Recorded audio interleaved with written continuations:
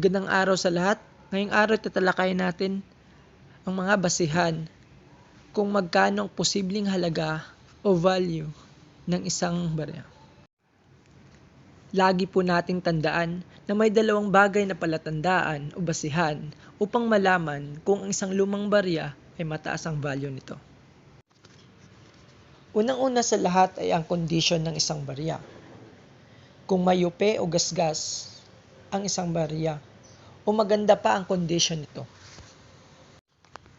Lagi pong tandaan na ang UP o gasgas ay nakakaapekto sa value ng isang barya. Pangalawa ay ang taon ng isang barya.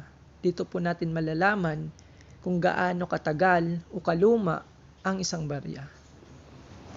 Ito po ay 50 centavos, Filipino series, 1974. Sa condition po nito, nasa 2 piso hanggang 10 piso po bawat isa. Ito naman po, mas maganda po ang condition. 1971, nasa 20 pesos hanggang 50 pesos po bawat isa. Kadalasan nyo po mabibili ito sa Mega Mall, sa World Treasure, or sa Ali Mall sa Quezon City. 1971.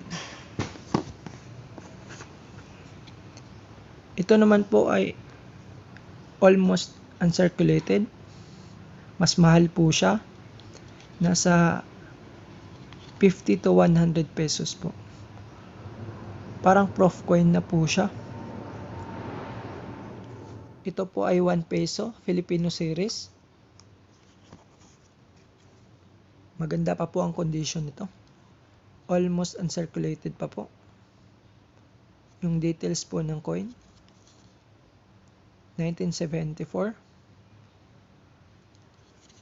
Yung value po nito ay nasa 50 to 100 pesos po bawat isa.